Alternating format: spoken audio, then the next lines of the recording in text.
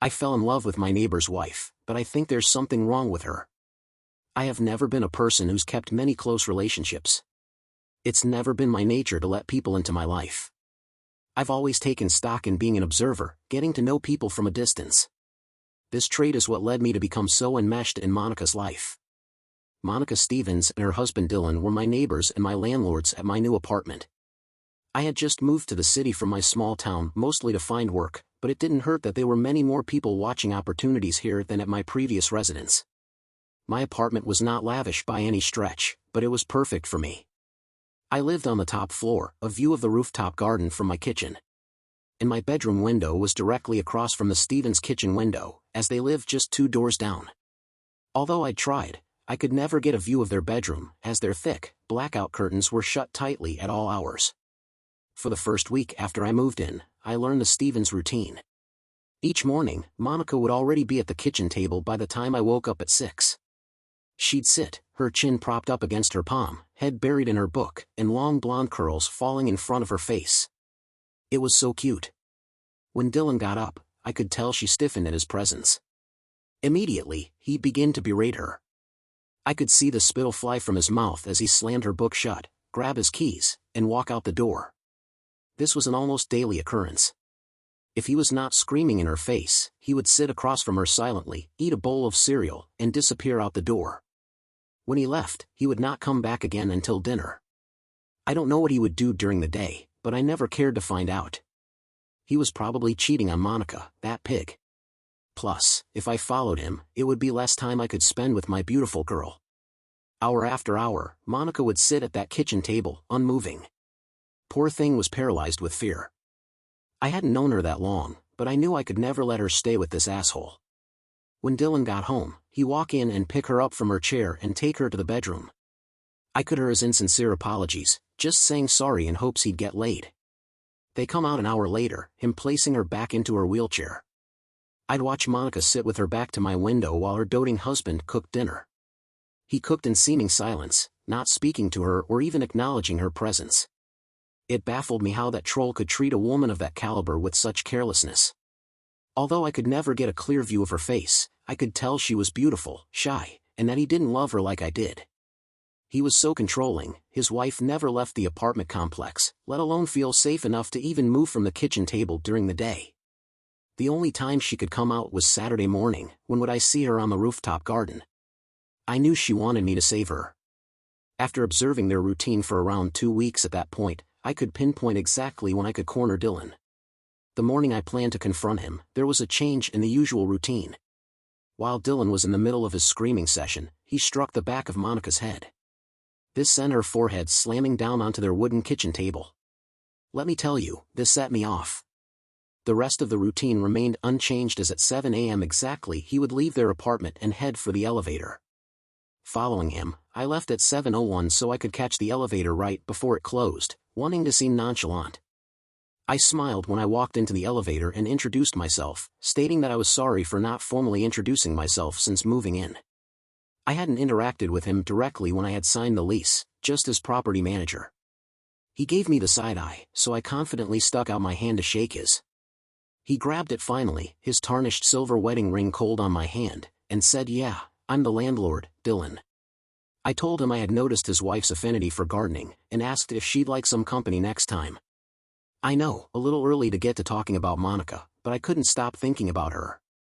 I couldn't spend any more time exchanging pleasantries with this asshole either. That's when something strange happened. He turned to me and grabbed my forearm, squeezing so tight that it was painful. He shoved me forcibly against the elevator wall and said, "Listen, bitch, I know you've been stalking my wife. She wants you to leave her alone." The elevator door dinged and opened. He let go of my arm and walked straight out without another word. Straight through the complex doors to his car and drove off. I stood shocked. What the hell was that?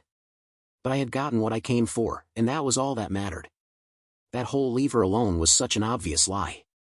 It confirmed to me that she needed my help.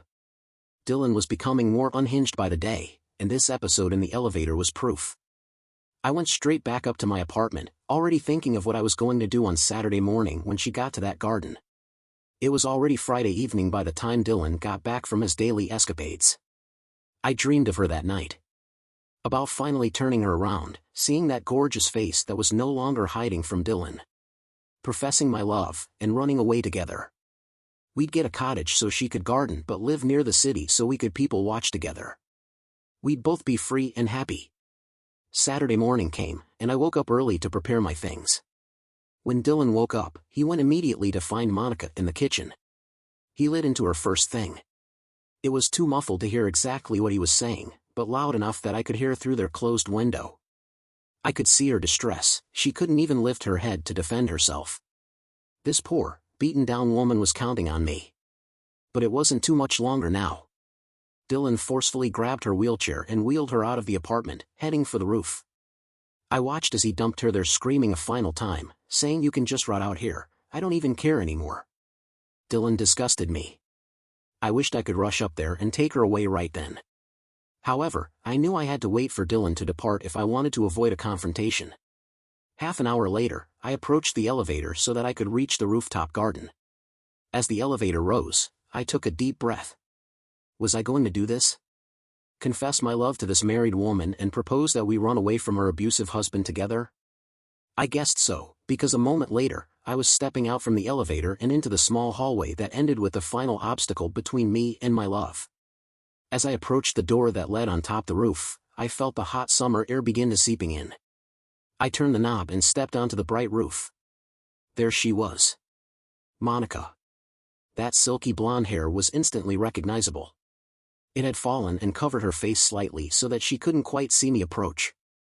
I walked over slowly as I didn't want to startle her, but then my emotions took over. I grabbed her shoulder, spun her around and closed my eyes right before I professed my love. But I got no response. I mean, nothing. Not a "screw you," not an "I love you too." Silence. I opened my eyes, expecting to meet the eyes of a beautiful woman.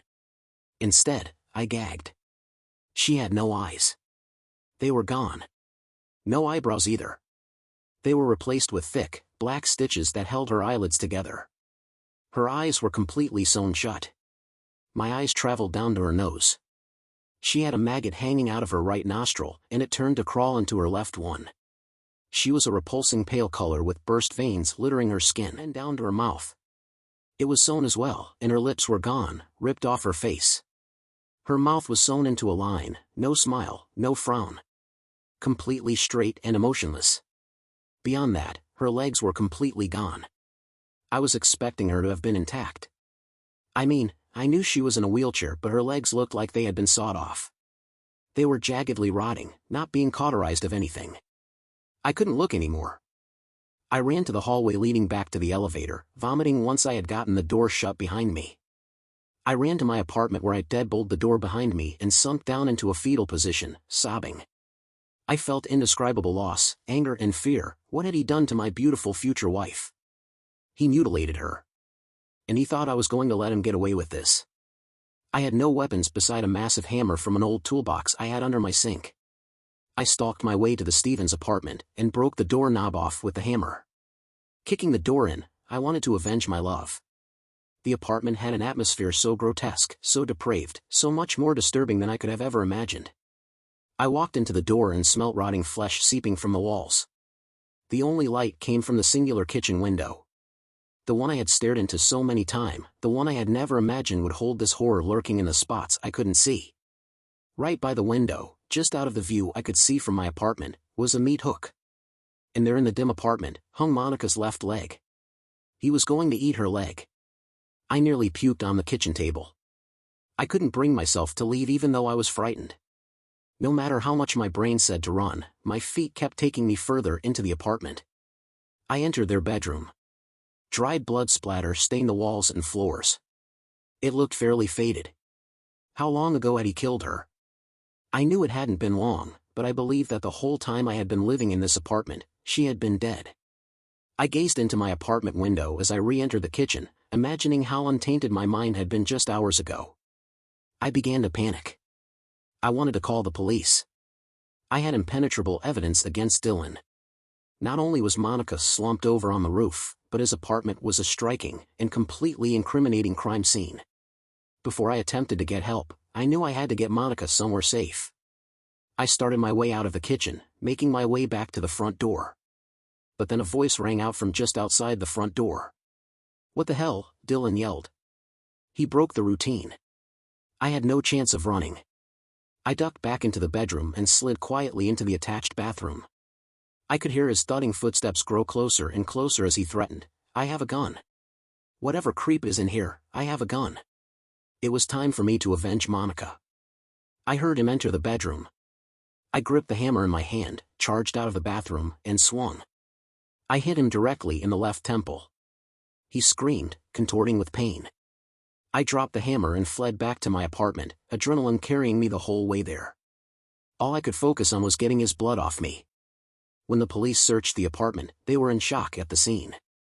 It wasn't me that called them, but another tenant down the hall. By the time I was finished washing myself and disposing of my bloodied clothes, Monica had been found by police. Coroners came and wrapped up her frail body. They lifted her up and she was gone. I didn't even get to say goodbye. 2 days later, I went to her closed casket funeral. It was a fairly publicized affair, being how brutally tortured she had been. I stood in the back and after the burial, I left. My car packed with everything I owned, I left the city. I still dream of her, of dancing in the kitchen, of how our lives could have been, of her beautiful sewn face. Monica, you're going to love my new place. It's the cottage we've always wanted. I can't wait to pick you up soon. See you then.